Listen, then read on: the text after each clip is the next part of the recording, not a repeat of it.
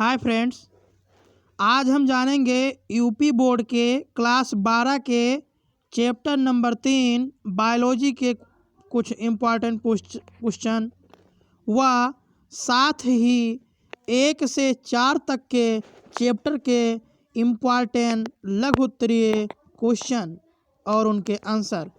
Please video पर बने रहिए, आपको ऐसे ही अच्छे वीडियो का नोटिफिकेशन और जानकारी मिलती रहेगी मेरे इस चैनल के माध्यम से।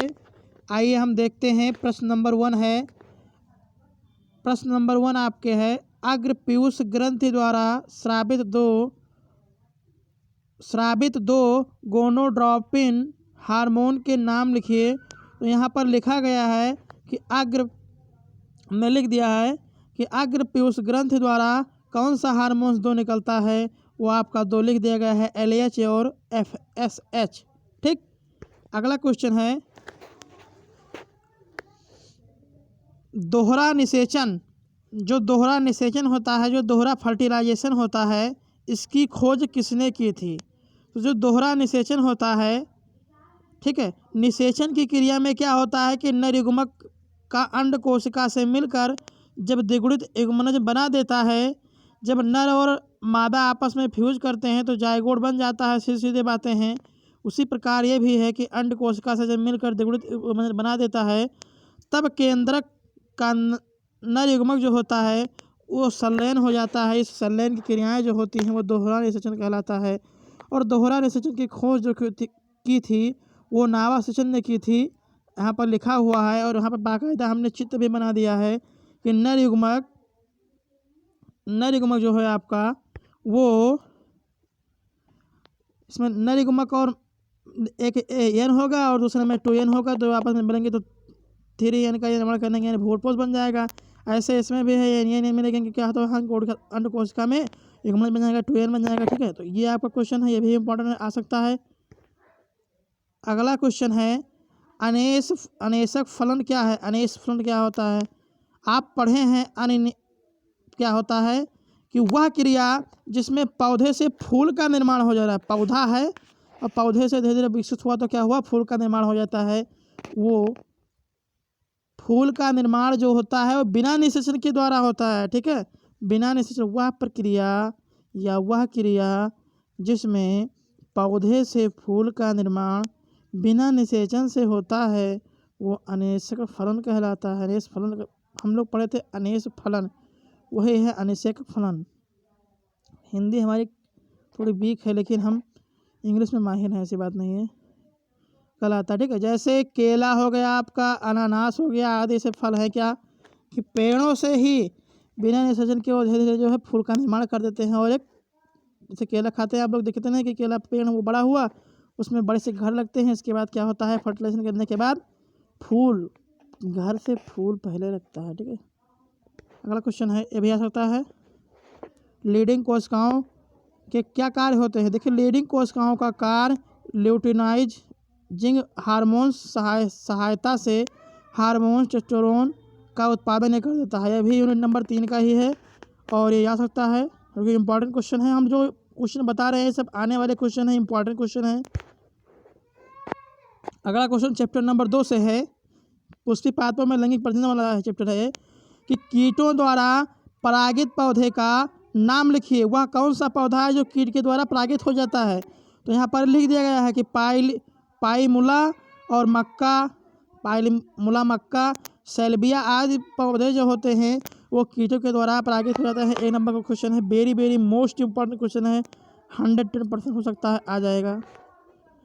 पुष्प दल का क्या कार्य होता है। अगला क्वेश्चन है, पुष्प दल का क्या कार्य होता है। सामान्यतः पुष्प के 4 भाग होते हैं, आपको पता ही है। और पुष्प दल का क्या होता है। देखिए, पुष्प दल का जो कार्य होता है वो पुष्प पौधे का जनन भाग होता है, नाना भाग होता है, आवश्यक अंग होता है। और इसके 4 भाग होते हैं, पता ही है आपका, वाह दल, दल कुंज, पुमंग, जायांग इस तरीके से पुमंग या पुंकेसर बोलते हैं इसे। और दल कुंज का कार्य जो होता है वो कीट को आकर्षित कर लेता है जिससे वो परागण की क्रिया में भाग लेता है। चैप्टर नंबर 2 का है, इंपॉर्टेंट क्वेश्चन है। इसके बाद अगला क्वेश्चन है कि वृषण के 2 प्रमुख कार्य लिखिए। जो वृषण होता है, जहाँ पर जो है वृषण होता है जहाँ पर शुक्राणुओं का उत्पादन एवं भंडारण करना होता है वृषण का पहला कार्य। और दूसरा क्या होता है कि नरलिंग हार्मोन्स को स्रावित करते हैं। चैप्टर नंबर 3 का क्वेश्चन है आपका समझ। आईयूडी का नाम बताइए। आप पढ़ेंगे आईयूडी क्या होता है। आईयूडी जो होता है वो इंट्रा यूरियो डिवाइस होता है, गर्भाशयी युक्ति होती है। चैप्टर नंबर 4 का ये क्वेश्चन है, ये काफ़ी इंपॉर्टेंट क्वेश्चन है। अगला क्वेश्चन है कि जलीय परागण कराने वाले किन्हीं दो पौधों का नाम लिखिए। तो जलीय परागण कराने वाले किन्हीं दो पौधे हैं, नारियल और बेलिसेनेरिया। ठीक है, ये दो पौधे हैं। चैप्टर नंबर 2 का है, इंपॉर्टेंट क्वेश्चन आ सकता है। अगला क्वेश्चन देखिए, परिवार नियोजन की अस्थायी विधि क्या होती है। जो परिवार नियोजन होता है उसकी अस्थायी विधि क्या होती है। तो आपको पता है परिवार नियोजन की अस्थायी विधि आप पढ़े हैं वेसेक्टॉमी और टेबोक्टॉमी। ये जब आप डी फार्म या जो है बी फार्म या एम फार्मा करने जाएंगे तो वहाँ पर ये बेसिकली आपको बताया जाता है कि परिवार नियोजन की इंग्लिश होती है फैमिली प्लानिंग। फैमिली प्लानिंग बच्चों की संख्या को निर्धारित करने वाला एक कारक होता है। उसमें पता लगता है कि आपको जब बच्चे की पूर्ति हो जाती है तो किस प्रकार से उसका जो है फैमिली प्लानिंग अपने करना चाहिए। और फैमिली प्लानिंग में परमानेंट मेथड होता है, जो दो मेथड परमानेंट मेथड में दो होता है, वेसेक्टॉमी और ट्यूबेक्टॉमी। वेसेक्टॉमी को मेल स्टेलाइजेशन कहते हैं, ट्यूबेक्टॉमी को फीमेल स्टेलाइजेशन कहते हैं। उसी को हम डी फार्मा में पढ़ते हैं इंग्लिश में, यहाँ आप हिंदी में पढ़ रहे हैं वेसेक्टॉमी और ट्यूबेक्टॉमी। ये परिवार नियोजन की एक अस्थायी विधि मानी गई है। चैप्टर नंबर 4 है ये, वेरी मोस्ट इम्पॉर्टेंट क्वेश्चन है, 110% आएगा। अगला क्वेश्चन है, परागण को स्थापित परिभाषित कीजिए। परागण, पौधे में परागण का नर भाग से मादा भाग वर्तिकाग्र तक स्थानांतरण जो क्रियाएं होती हैं वो परागण कहलाता है। परागण के उपरांत निषेचन की क्रिया होती है। चैप्टर नंबर 2 का है, इंपॉर्टेंट क्वेश्चन है, बाह्य निषेचन को एक उदाहरण द्वारा परिभाषित कीजिए। जब नर एवं मादा युग्मक का निषेचन मादा शरीर के 12 से होता है तो इस प्रक्रिया को बाह्य निषेचन कहते हैं। इस प्रकार के निषेचन को मुक्तया मछलियाँ, मेंढकें, उभयचरों एवं शैवालों, कौकों आदि में होता है। ठीक है, अगला क्वेश्चन है, शुक्राणुओं जनन को परिभाषित कीजिए। पुरुषों के वृषण में पाई जाने वाली सूक्ष्म जनन नलिकाओं की जनन उपकला से शुक्राणुओं का निर्माण होता है। इस प्रक्रिया को शुक्र जनन कहते हैं। चैप्टर नंबर 3 का क्वेश्चन है, इंपॉर्टेंट क्वेश्चन है, वेरी मोस्ट इंपॉर्टेंट है, लगा दीजिए। ठीक, अगला क्वेश्चन है, किन्हीं दो कायिक प्रवर्धक के नाम लिखिए। पौधों में बीज के अतिरिक्त शेष अन्य भाग, पत्ती हो चाहे जड़ा, तना, कलिका आदि से नए पौधे का निर्माण ही कायिक प्रवर्धन कहलाता है। ठीक है, उदाहरण के तौर पर लिखा गया, आप समझ सकते हैं। अगला क्वेश्चन देखिए, लीडिंग कोशिकाओं द्वारा संश्लेषित व स्रावित विषण का नाम हार्मोन्स लिखिए। लिखा हुआ है, आप पढ़ सकते हैं, बहुत इंपॉर्टेंट क्वेश्चन है ये।